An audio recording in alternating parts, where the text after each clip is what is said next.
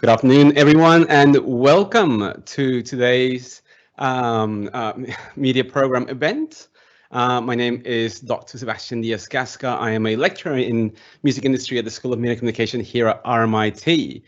Today I'm going to be introducing three of our speakers from a different school programs: journalism, music industry, and media. So these programs are world-renowned and allow students to work across a variety of disciplines to replicate real-world experiences they will need once they start their careers. So before I start, I want to acknowledge the traditional custodians of the land in which RMIT conducts its business on. So we are coming from the Wewurrung and Boonwurrung language groups of the East Kulin Nation, and on whose unceded lands we conduct the business of the university. RMIT respectfully acknowledges their ancestors and elders past and present and emerging. RMIT also acknowledges the traditional custodians and their ancestors of the lands and waters across Australia where we conduct our business. Now I'm speaking to you from the lands of the Yalukit Woolin people. Sovereignty was never ceded, and we call for treaty now. And also, RMIT is committed to redefining its relationship in working with and supporting Aboriginal and Torres Strait Islander self-determination. Our university's goal is to achieve lasting transformation by maturing its values, culture, policy, and structures in a way that embeds reconciliation in everything we do. In line with the principles of Bunjil, we are changing our ways of knowing, working, and being to support sustainable reconciliation and activate our relationship between Indigenous and non-Indigenous staff, students, and community. So, to kick off, I want to introduce Dr. Alexandra Wake, who is the program manager for journalism. Her research is focused on journalism education and how it intersects with trauma and mental health. She has a particular focus on diversity, and before becoming an academic, she was a broadcaster at ABC's International Broadcaster Radio Australia. And she has also had more than 25 years of experience working as a journalist here in Australia and overseas. Alex is passionate about improving trust in journalism through better education and those entering the profession. Alex, welcome. Thanks for joining us. And yeah, tell us about our journalism program. Womenjenka, everyone. Journalism is an exciting, continually evolving and intellectually demanding program of study that gives graduates access to those who shape our political, economic, social and cultural worlds. Journalism skills are in high demand across communications and media industries and in politics, business and research settings. In our program here at RMIT, we teach students to cover a wide range of stories from music festivals to government corruption across all types of media and to engage at a local, national and international level. We believe that public interest journalism is important to Australia's democracy, and local and regional journalism is essential in informing and strengthening local communities. Further, we know that a sustainable and adaptable media sector is necessary for everyone. Next slide. There are three types of courses that students do in all programs across the School of Media and Communication: discipline-specific courses, minors and electives. Students can choose a minor in 5 areas which will appear on their academic transcript. They are approaches to popular culture, Asian media and culture, cinema studies, literary studies, and contemporary politics and communication. The minors provide in-depth study of a particular area in a structured way and give students opportunities to gain intellectual and critical competencies beyond the parameters of their core industry discipline. Students also do discipline-specific courses like journalism. There are 11 journalism courses to complete our degree, 4 minors and 4 electives. The journalism courses are heavily weighted towards their practical application of journalism skills. From the very first semester, where students engage in live tweeting events for our class Understanding Journalism, through to the production of live radio and television in our newsroom practice course. Our courses are regularly refreshed by our industry-focused staff with appropriate input from industry to ensure that what is being taught in our classrooms is not just appropriate for those about to graduate, but also for the future. Next slide. RMIT's journalism program is comparatively small. Students of our program will be on first name terms with all of the teaching staff and their peers. We do a lot of small group work, and most of our lecturers take most of the tutorials. The tutors we do employ are all experienced industry professionals. This year we were really lucky to have former ABC correspondent Zoe Daniel among our teaching staff. We have an active and engaged student body. Our student-run Journalism Society publishes its own paper, the Swanston Gazette, and is active in organising social events such as trivia nights. Our staff are committed to media diversity, and we work hard to ensure that all our students understand that they're not only welcome at our university, but deserve to be in our program. Next slide. At RMIT, we're proud of all our graduates, regardless of whether they go into a mainstream newsroom job at the ABC or take a position at a digital startup. One of our recent graduates is Sai Suri Shari Sankar, who's now employed as a data journalist. Sai was employed after completing an internship organised by us with News Corporation. As you'll see in the quote, she has provided, Sai says, the journalism staff made her feel very comfortable and took away the feeling of being in another country. She says she got some of the best opportunities to learn and met some amazing people along the way in doing our course. Next slide.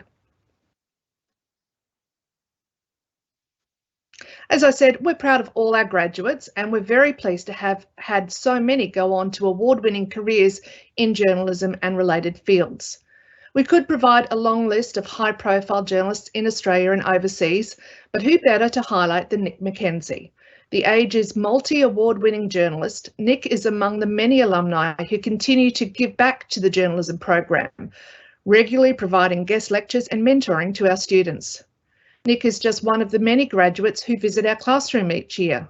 We're very delighted that we have an active adjunct professor, or several active adjunct professors in our program, including legendary journalist Barry Cassidy and Channel 9's new London correspondent Brett McLeod. Next slide.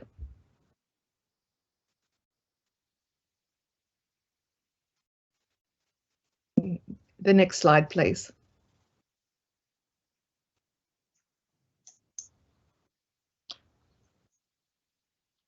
The journalism team is constantly updating our curriculum, ensuring that it meets current and future needs. We were the first university in Australia to introduce a fact check and verification course, which is not just mandatory for journalism students, but an elective available for anyone at the university. We've also introduced photojournalism as a mandatory course to ensure that all journalism graduates have an appropriate understanding of visual communication, and we play in class with a range of new technologies to test to see if they can be used for journalism. Right now, our journalism technologies class is working with an academic publisher to see if they can turn academic work into TikTok videos. Next slide, please. RMIT is known for its practical approach to learning. From day one, each of our students research, analyse, write about and report on issues and events. Students go out into the field, when COVID allows, to record, edit and produce audio and video, including making podcasts, short features and mobile journalism. We produce social media content, use fact-checking and verification tools, undertake data extraction, create analysis and visualizations, and we even teach basic coding. But our students don't just learn from our lecturers, all of whom have significant industry backgrounds. We also invite into our classroom skilled journalists like Peter Grester. Through our projects, students also develop critical thinking, innovation and entrepreneurial skills. That's why there's such a strong demand from employers for our graduates, not just for journalism, but for general communications roles across public relations and strategic communications. Next slide. One thing we're very proud of at RMIT is the success of the young people studying with us. We actively seek opportunities for students, as is evidenced by scholarships for a range of experiences, including a funded internship at the Japan Times and commendations for students in a range of journalism awards, including the Melbourne Press Club's prestigious Quill Awards. Next slide, please.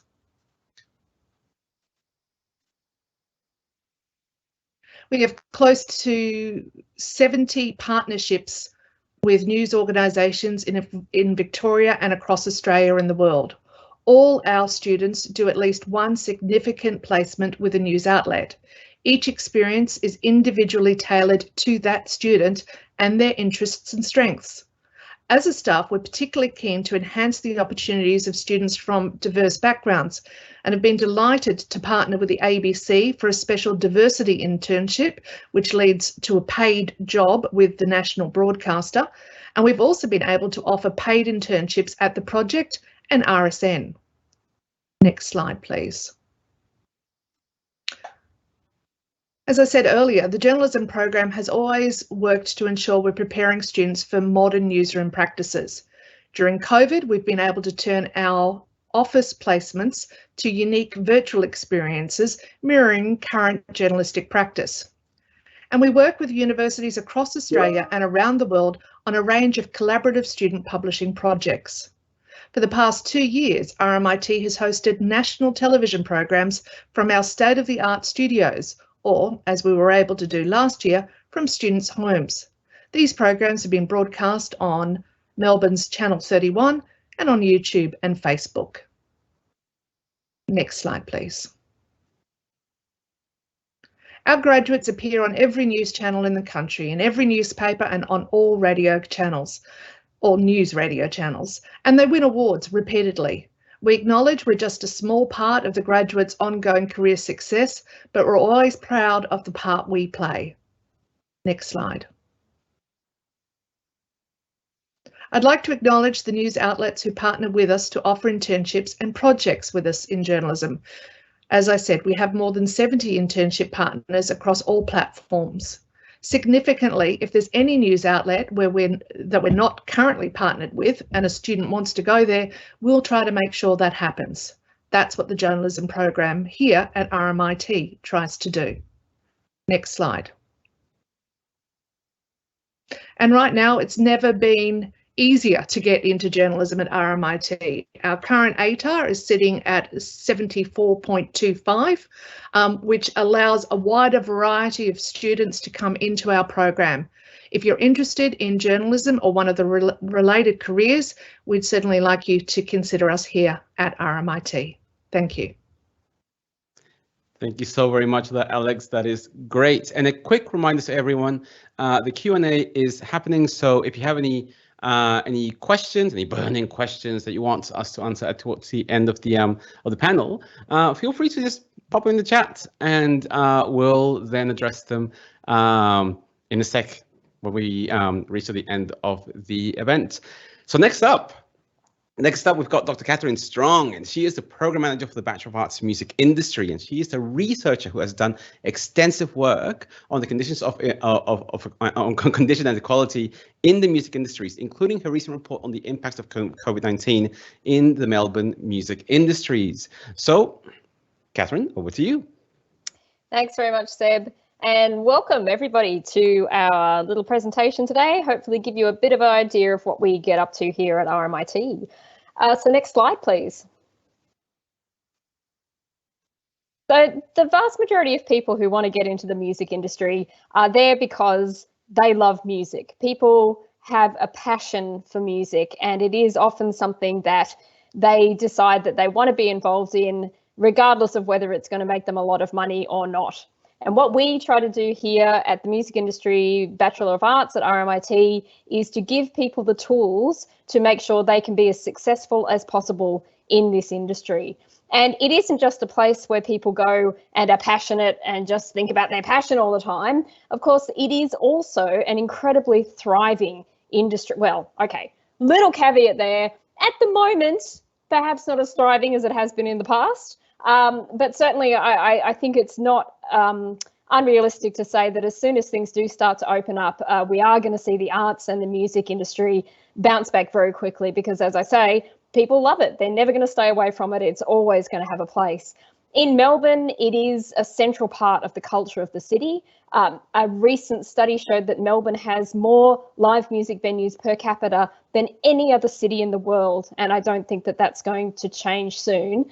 And there is also a lot of money in the music industry. So in 2019, it contributed $1.81 billion to the Australian economy. So there are jobs, there is money around. I know sometimes parents might be a little concerned about their kids being like, I really want to get into the music industry, but there are a lot of sustainable careers out there in this area. Next slide, please.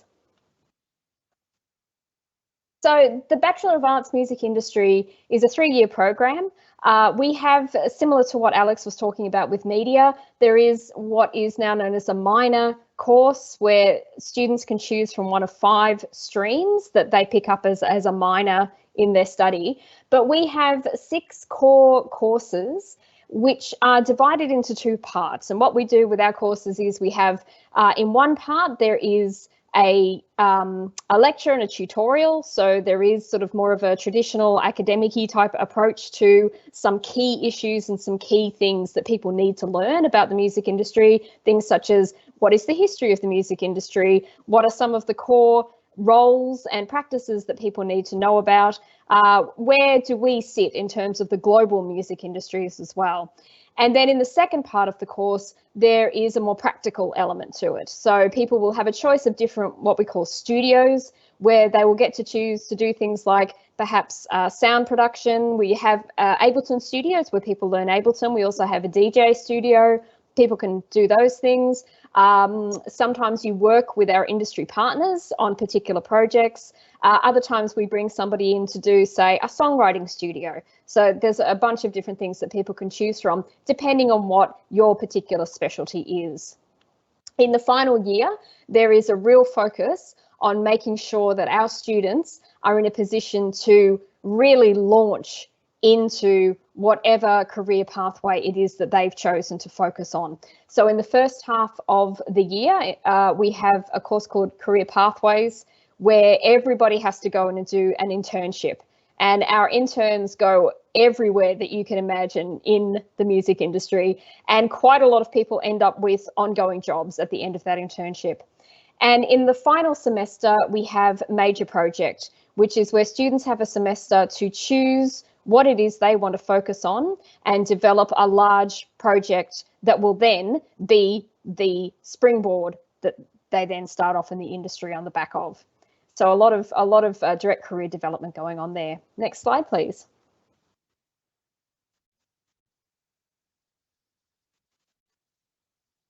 Okay, we have quite a few dedicated spaces that our students can work within.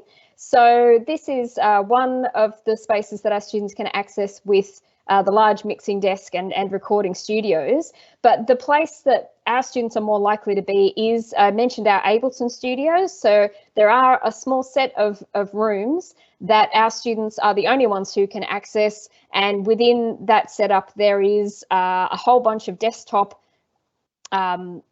workshops that everybody can access, as well as the DJing and production studios in there as well. So we try and encourage students to use those spaces, and also we do use those for things like social events as well, and encourage our students to get to know each other in them, because one of the things we do say to our students is that one of the most important things they will get out of doing this course is the connections to the other people in the course, because there's nothing more valuable that you can have in an industry like the music industry than a pre-existing network that you can take with you as you start your career in that industry. Next slide, please. One of the other things that we offer is ways to connect to the people who are already the ones who are running the industry. So in the 3rd year course where everybody does an internship, the other thing that people do is put together a series of public talks, and our students have to go out, find people in the industry who are important enough to imagine that other people will want to hear them speak on whatever their area of expertise is, organise for them to come in and do these panel presentations And there's a series of those, which means that all students have an opportunity to engage with people in the industry, make those connections, make themselves known to people out there, and put these events on that other students can then learn from as well, and also have the opportunity to make connections with these people. It's a very successful event, always has a lot of attendees and some really, really fantastic discussions as well. So also itself a great way to learn more about the industry. Next slide, please.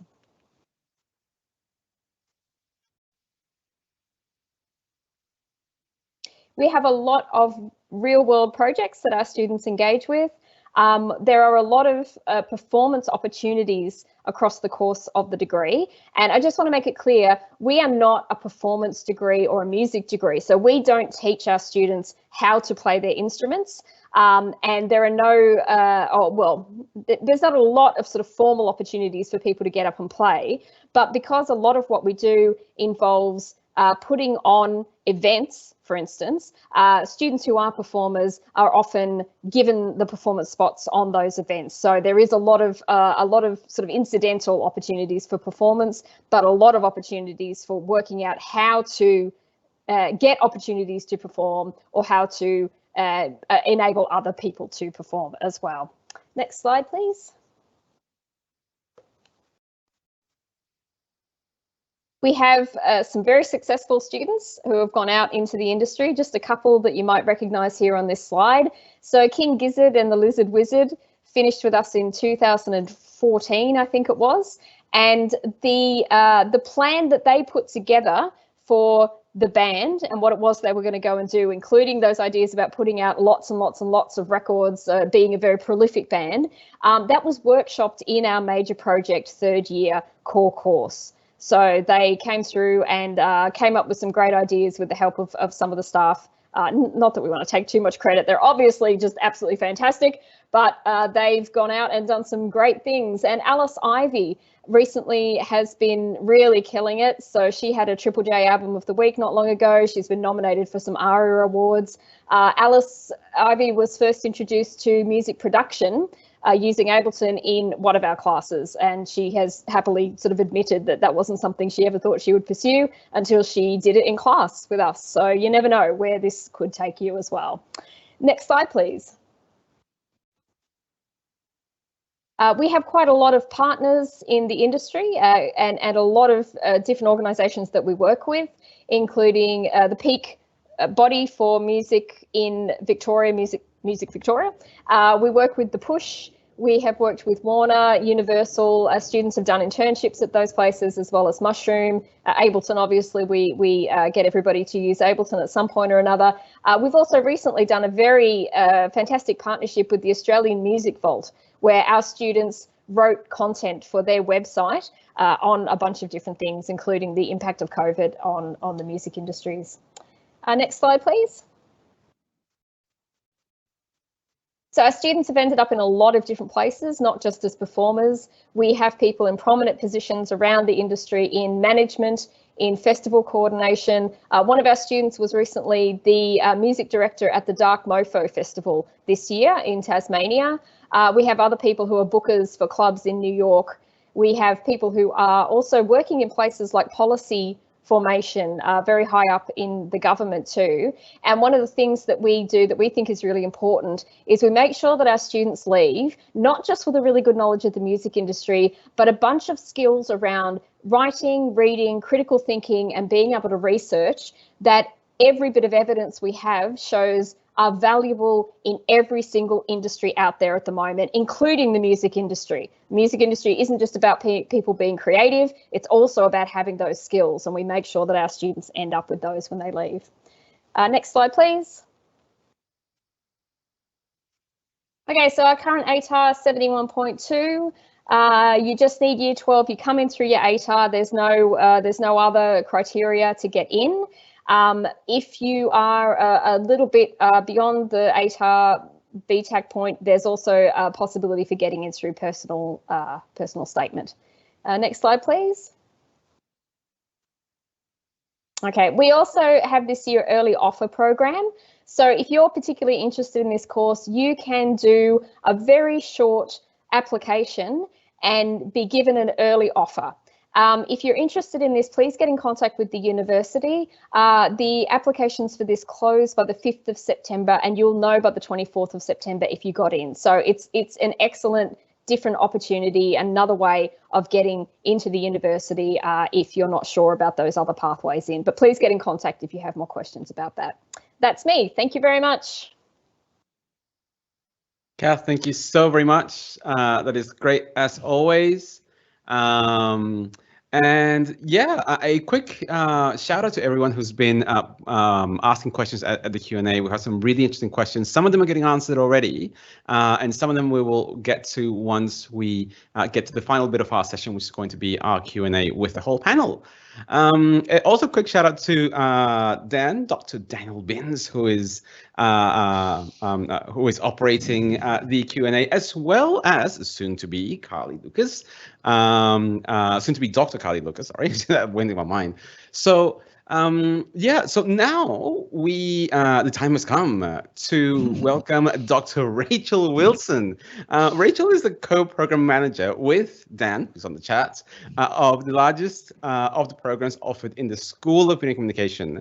So before working as an academic, Rachel worked in a range of jobs, from bookseller, chalk top maker, and ticket seller at an independent Melbourne cinema for the Melbourne International Film Festival, and as a first assistant director in the film and TV industries. Rachel also sits on a few boards, such as the 3RRR radio station and the Institute for Inquiring Minds. And she loves to consume, make, and teach media in all its form. Let's welcome the media program manager, Dr. Rachel Wilson. Rachel, tell us about media. Thanks, Seb, and good afternoon, everyone. As Seb said, I'm here to talk to you about the biggest of the undergraduate programs in the School of Media and Communication, obviously the media program. And like Alex and Catherine, I'm here to mainly discuss the media core courses. And next slide, please. Our core courses are mostly named Media 1 through to 6, and I'll explain why they're called that shortly. And we also have another core course called Story, Place and Media, which we introduced a couple of years ago. And that particular course focuses on the universities and our program's commitment to learning how to tell stories to diverse and interesting audiences, and the ethics involved in that. And in particular, we spend a lot of time thinking about what it means to tell stories on unceded land, and particularly in the Australian context. So that's an exciting course that lots of students are really loving and getting a lot out of. But as we said, each semester, at least half of the courses that you'll be doing are within your professional stream. Next slide, please. As Catherine and Alex has also pointed out, our courses are a mixture of conceptual theory, production, and with an emphasis on creativity. But the thing I want to talk to you today about is how we do this in such a unique way within the media program. And similar to what Catherine was describing in the music industry program, we've adopted a studio model throughout the degree. Next slide, please. So let me explain this a little bit more. So Media 1 is our foundation course where all the students who come into the media program will come and do the same lectures and attend similar workshops across the degree. So everyone will be doing the same course material and, you know, looking at the same material, having the same assignments. Then in Media 6, which is at the end of the degree, that's the final course where everyone comes back together and we have a look towards the future. Students spend their time honing their in-demand research skills and make sure that they're ready to enter the job market or further education through preparing their online portfolios and producing a piece of media that demonstrates their skills that they've learnt throughout the degree. However, it's the media courses 2 through to 5 where the students have the most choice and where we run what we call the studios. Each semester we run between 15 and 20 media studios where staff, ongoing staff and a range of excellent sessional and casual staff from the industry run all sorts of projects. They're generally project-led or problem-based learning. We have studios from live productions, podcasters to running a film festival, from making a short documentary to working with an industry partner to make content for their audiences across their media platforms, from making radio for community radio station 3RRR, with whom we've had a long-term relationship lasting over 30 years, to learning to write reviews and understand the role of the contemporary critic. Every semester there are loads and loads of interesting studios to choose from, and each student gets to choose. We run a ballot and you have 3 choices, and generally speaking you'll get your first choice. If you don't get your first choice in the first time, you will definitely get it the second time. But all of the students are excellent. They all have the same assessment weightings, and all the assessments are due in at the same time. And then we often have a great big festival at the end of semester where we watch everybody's outcomes. So please feel free to check out all the current and past studios that we have on our that we've been running on our Media Factory website, which you can see the link for there. Next slide, please. One of the things that we want to emphasise is the breadth of media forms that we cover within the media program. And as I've described, from traditional media platforms such as film and television and radio, but through to online and social media, we cover all content production across all platforms. Increasingly, our graduates are finding work within private enterprise, government and not-for-profit organisations as managers and producers of their social media communication channels. They conceive, produce, direct, edit and then post the content across all the platforms. They also then manage all of the comments and so forth. But not only do our graduates go into production, they also develop careers in screen and radio culture, such as film festivals and media archives. And the next few slides are examples of some of our high-profile graduates. But for every one of them, there are many, many hundreds of satisfied creative careers in the media all over the world. Next slide, please. One of our great alumni is Matilda Gupta. Matilda is a screenwriter and has been working in the screen industries for quite a few years. Having finished our degree, she then went and did a professional screenwriting degree in our VE with our VE partners, and now is working on a range of mainstream television. And you'll be able to see some of her writing right now on the Paramount Plus site, where she's writing for 5 Rooms. The other one you might have seen recently is her Ump, which was on Stan, which I loved actually. I really enjoyed that one. Next slide, please. Another one of our mainstream alumni is Lewis Hobber. Lewis is some of you will hopefully listen to him on Triple J. He's the presenter on the Drive program. He's also a comedian, writer and presenter. So some of you would recognise him, I would hope. Next slide, please. Another one of our graduates is writer and author and DJ about town, Brodie Lancaster. Brodie writes for Vogue, Rolling Stone magazine, The Guardian, Enemy, and has also written a novel called No Way, OK, Fine. So hopefully from this range of graduates, you can see all the different ways in which people can build a career, from radio to film and television and into writing as well. Brodie's just recently had a piece written, actually she had the cover story for Vogue Australia on Billie Eilish. So she's really prolific and absolutely loves her popular culture. And she did the cinema studies minor when she was a student. Next slide, please. The other thing we wanted to emphasise is that the minute you walk in the door within the media degree, we start treating you like a professional media maker. So from meeting deadlines in class to encouraging you to enter film festivals and to complete your mandatory work attachment. So here's a couple of pictures of films that were in this year's St Kilda Film Festival. These are from our second year students, so we're immensely proud of them, and one of them won a major prize at St Kilda Film Festival. The other images are of students working on a work attachment with the Peter MacCallum Cancer Hospital, where they were making podcasts and videos for the patients there.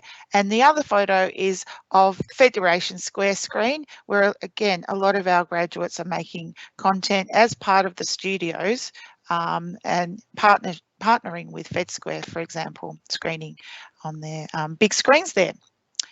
Next slide, please. Similarly to Catherine's promoting of our wonderful industry standard facilities, being in the centre of the CBD gives us a lot of opportunities, and we also have some of the most up-to-date facilities available to any media students in the country. So we have a range of television studios, edit suites, and lots of other suites where you can come in and make work and make yeah, just make lots of interesting media content. Next slide, please. We, like all of our programs at RMIT, have a large range of industry partners. As you can see here, we range from 3RRR to the Melbourne Film Festival to Channel 31, which is a community broadcasting station, to the ABC, the Women in Film Festival, Open House Melbourne. These are just some of the ones that we're working with this semester, this year, but at any given time we have, you know, tens of, you know, into the hundreds of partners, particularly when we think about all of our students doing their work attachments. Next slide, please. So just similar to journalism and music industry, our ATAR is sitting at about 75, so the mid-70s. And for our students, we hope for anyone coming in via ATAR, you do need to have a study score of at least 30 in English or equivalent studies. But we also welcome anyone into the program. And if you've been out of the secondary study for at least 3 years, or you've gone and done some work at another university or even in VE, please make sure to fill in your personal statement, because we'd love to hear what you've been doing and what makes you committed to media. Next slide, please. So the other thing that we wanted to emphasise also is that we do have a number of pathway programs into the degree. So students who've completed the Advanced Diploma in Screen and Media, or the Advanced Diploma in Screen, Professional Screenwriting, and Associate Degree in Screen and Media also come through into the degree. They will complete, usually those degrees take a couple of years complete, and you come in with 1.5 years. So within a 3.5 year period, you can have 2 qualifications, and they're a wonderful part of our degree structure. Once you've finished, of course, you can go on and do an honours degree. Many of our students go into masters and into a PhD. We also have a lot of students who graduate and take up start doing further study, for example, in the advanced diploma, not advanced diploma, sorry, a graduate degree in journalism. Many students have gone on and done communication design, PR, all sorts of things. So we often think of the media as a starter degree, where you can come in and you can just have a smorgasbord of opportunities to choose from. And yeah, pretty much that's it for the media degree. We'd love to see you, lots and lots of choices, lots of variety, and many of the students going all over the world. So thank you for listening. Good luck with the rest of the year in terms of your study, and hopefully we will see you soon. Back over to you, Seb. Thanks a lot for that, Rachel. That was fantastic. And thanks to everyone for joining us. We are going to go into our panel Q&A session now. And for that, I want to welcome Associate Professor Mark Gibson, who is the Associate Dean in Media, the discipline cluster that also includes journalism and music industry and media. So he joined RMIT from Monash in 2020 just as the COVID crisis was breaking. So he's still trying to figure out what normal is like around the university. So it's really good to still have him here with us, and to have all of you coming to us live from wherever you are here in lockdown, or wherever you are. If you're not in Melbourne, you might be over in some of the cities where you know what it's like to be out and go for a coffee. So Mark, thanks a lot for joining us, and yeah, I'll hand it over to you to run the Q&A. Great, thanks very much, Seb. And as Seb says, I've joined RMIT during the pandemic. Came in just before the pandemic started. This is my second open day, and it's the second one, of course, that's online, and it's a real pity. We would have loved to have you all here on the campus and to show you around the facilities. And I think one of the great things about RMIT, one of the things I found very attractive joining it, was the energy of the campus and the fact it's in the city. There's so many cool things going on, and students around making things, and it's a great place to be. We can't welcome you to the campus today, but I think one of the good things to say, perhaps if you start next year, is that it can only get better. Things will be improving and things will be coming back, and that energy will be returning. There's been a lot of great questions come into the chat, and we've also had our moderators busily answering a lot of them online.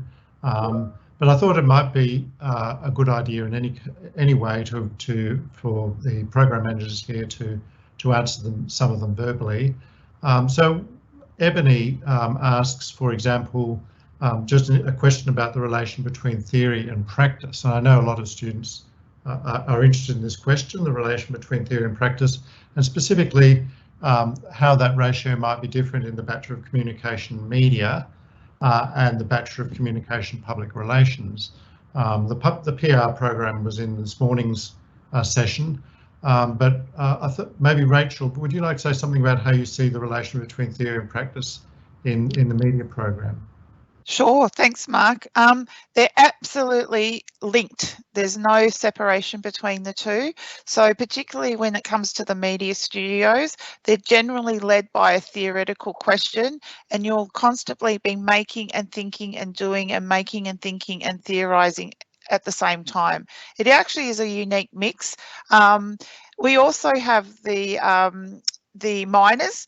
And most of the media students, not all of them, of course, but most of them tend to do cinema studies. So there's this direct link into the theory and the understanding and unpacking of visual communication and what is one of the most popular media forms in the world, and has been for at least 100 years, that of cinema. So there's this constant mix of theory and practice at all times. They're deeply informed by each other, and it's also, I think, led through the session, the staff that we employ into those things.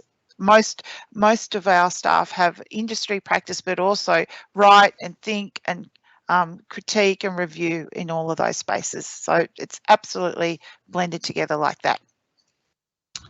Great, thanks, Rachel. I've got a question here about opportunities to study overseas. I know a lot of students would be interested in that. Of course, at the moment, there's no opportunity because no one can go overseas, but in the course of the degree, you will hopefully be able to do that. Alex, I think you answered that. Would you like to say something about overseas study opportunities in journalism? Oh, absolutely. Look, it's one of my favourite things about studying at university is that you can actually spend 6 months in a university of your choice, in a country of your choice. There's all sorts of government supported programs, particularly if you want to go into Asia. But over the years, I have seen students go to top universities in Europe, in the US, Canada, the UK, yeah, all throughout Asia. It's certainly something that we support because we believe it's really important for people's education to have a global experience. But across all of our programs, we do, even if you can't actually, get on a plane, there are global experiences built in. At the moment, we're running virtual internships in Indonesia with an Indonesian partnership group that we've used for many, many years, and even in virtual internships are proving very popular during this COVID period. So absolutely, if you come into any of our programs, day one, get down to the or get onto the website and Google global experiences, and yeah, you'll be amazed what is actually out there. Some of the classes can be used for course credit, or some will be electives. Depending on which program you're doing, it might make your degree, 6 months longer. But most of the time, if you work with an advisor, and all programs have advisors to work with students, you can make sure that you get the best experience for you, and that works really well for your degree. Thoroughly encourage it and recommend it. Thanks very much, Alex. I've got a couple of questions here for music industry. One from Dylan. Do you need a bachelor degree to pursue a sustainable music career? Is it sufficient to just graduate with an advanced diploma? Someone else asks, how much experience with music would you need to have from school to enter this course? So Catherine, maybe you could answer those two questions. Yeah, the second one's really easy. It's 0. We have people who come into our course because they want to do things like management or PR or sometimes music journalism even. Sorry, Alex. So we don't have anything in our program that anybody needs to have pre-existing musical skills to do. Having said that, if you are a musician, there will be opportunities for you to do performances, and also some things like I mentioned, the Ableton production courses that we do get all of our first years to do at least one semester of, that mean that you'll have an opportunity to develop some of those skills. We have some people who come in who you can work with on those sorts of things that are pretty great as well. So at the moment we've got B. Lewis from Haiku Hands is running our Ableton studios for us. So you also get that sort of industry interaction in those courses as well. Yeah, I mean, look, if we do like to say to people, if what you want to do is develop your musical skills and that is like your key aim, then you should go and look at what conservatories and music schools around Melbourne offer. That is probably a better fit for you if that's really what you want to do. In terms of whether you need a degree, look, you could do an advanced diploma and end up with a particular skill set. And if you know that there is a particular thing that you want your career to be focused on, such as sound production would be, or sound engineering would be a good example of this, then going and doing an advanced diploma in sound engineering or sound production, so you have that specific set of skills, would make sense for you. If you are not 100% sure exactly where you see yourself landing within the industry, or whether you think you would like to have more options open to you, and I would say that that is a good thing to do, just because we know from the research we've done on the industry that very few people in music just do one thing. Most people have to do a bunch of different things in order to sort of cobble together what their career is. Then the BA sort of would make more sense for having a bunch of different transferable skills. So again, it's about what you're interested in. If your thing is, I want to be a sound engineer, then go do the sound engineering course. Yeah. And Kath, the question about the need for a degree, did you want to answer that one too? Oh, sorry. I was sort of getting at that with what I just said. That the degree does offer you the sort of the bunch of different transferable skills, including, right, as I mentioned, that stuff about sort of reading and writing skills, critical thinking skills, that also mean that you can move outside of music as a narrow industry into, say, the arts more broadly, or sometimes even beyond that as well. So I think it just gives you more options. Yeah, I think it's something important to say. With all of these degrees, they prepare you for work in industries, but there are many other possibilities that are opened out from them, and doing a university degree is valuable in itself. It develops you in all kinds of ways, which can be often used in sort of quite unpredictable ways. People take you up. You might have trained in music industry, but have opportunities to work in cultural policy and business, in all kinds of other areas. There are a couple of people here who are quite ambitious with their international vision. So someone asked, can I go on to pursue careers internationally, such as screenwriting in the United States? Someone else asks, I'd like to become a screenwriter for Hollywood. Can I achieve this with the help of Bachelor of Media? Rachel, maybe you could answer. They're both sort of media questions. Would you like to answer? Sure. And yes is the answer to both of those questions, absolutely. What we would say to you is that the media degree, in the similar way that Catherine was just describing the music industry degree, it is actually, as we say, a bit of a starter degree. It gives you a taste of what the whole of media world might look like. So from pre-production, production, post-production, the making and all of that stuff. So we do absolutely have graduates who are successful, have successful international careers. Some of them are working in Los Angeles. Some of them are probably also working on mainstream careers, but a lot of the ones, particularly in those areas, have often gone on after the degree and done a specialist area in screenwriting, and Matilda's being one example of that. But yeah, absolutely, you can have those dreams, and those dreams can be realised. That obviously takes quite a few years. It won't happen in the first couple of years out of a media degree. You'll need to kind of put in the hard work, go to, be involved with script writing, get involved with the production companies, know all the areas and so forth. But yep, absolutely no reason why that couldn't happen. Quite a few of our graduates actually have gone on to do study in LA, at UCLA and at other American film schools. So yeah, and they're starting to build their careers up through that industry. But we can help you understand how to do that and what the next steps would be in building those careers, definitely. Great, thanks, Rachel.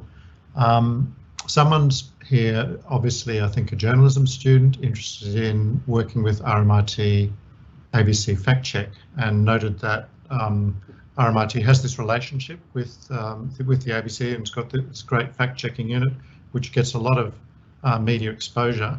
And you'll often see when there's questions raised about the veracity of claims made in the media, there'll be a reference to RMIT ABC Fact Check. So someone's interested in whether it's possible to do work as a student with that unit. Alex, would you like to say something about that?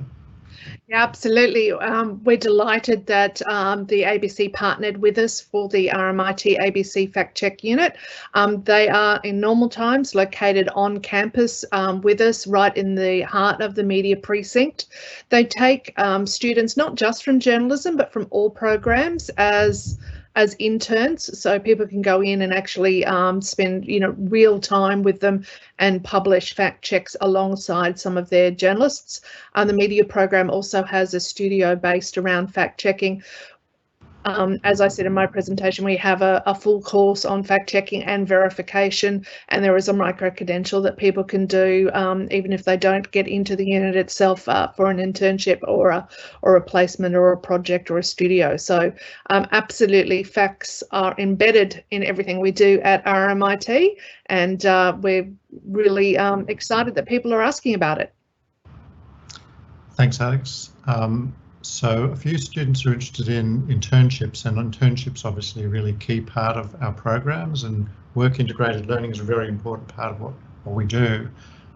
Some people have asked the question, how do you get internships, and specifically, do you get help from RMIT in getting the internships?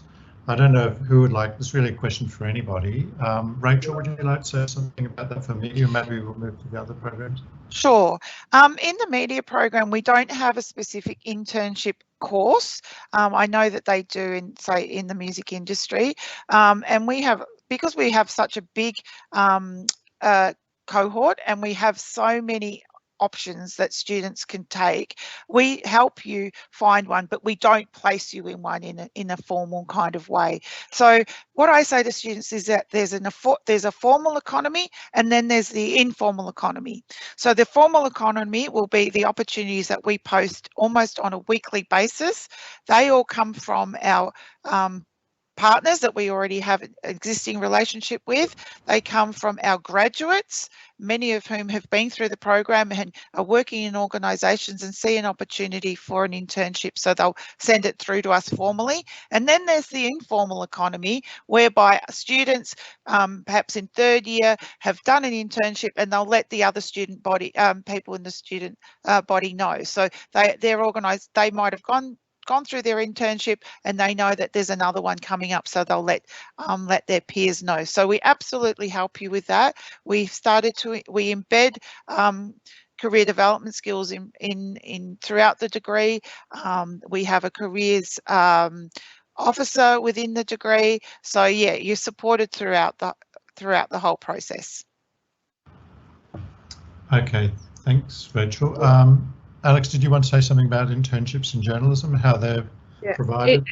For us, it's actually an internship is so valuable to us. We've made it worth 2 of our courses, and it is a one-on-one relationship that you will have with us in determining what that internship will be. So our internship placement lecturer will actually work with each student on an individual basis about their ultimate career goal and what kind of internships would be useful to get there. So it's a very unique kind of and staff intensive process, but we think that gets the best results, not just for the student but for industry. So it's always a really careful matching there, and we've done it that way for about 10 years now, and it means that quite regularly students will be employed directly out of their internships as a result.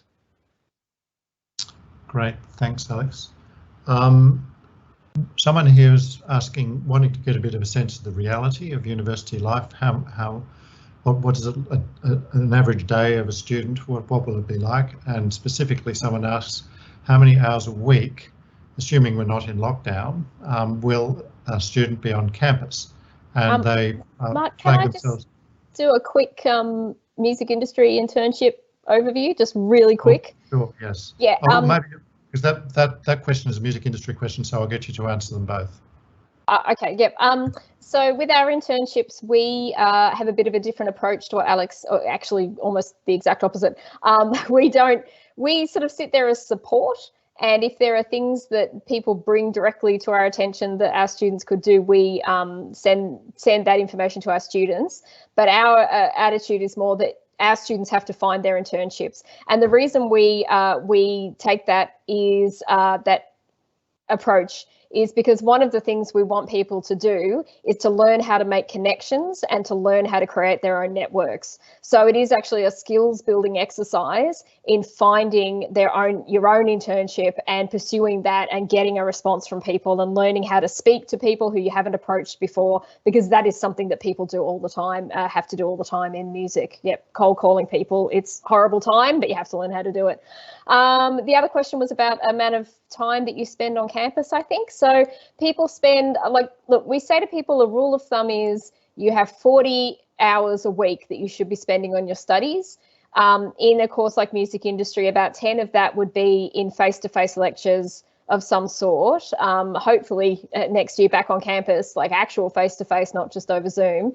And then the rest of that time will be things like you might be in our studios working on the equipment there to do various things. You might be in the library. You might be just at home working on one of the assignments that you have to do. But that's the sort of time commitment that you should be thinking about. And I would be surprised if the other courses were any less than that, possibly even more. That usually is the rule of thumb. Yeah. Great. Thanks, Catherine. So I'm afraid we've come to time. There are a couple more questions, but I think most of them have been answered in the chat, so thank you very much everyone for participating in that. I'll throw back now to you, Seb. Thanks, Mark, and thanks to everyone who has joined us today.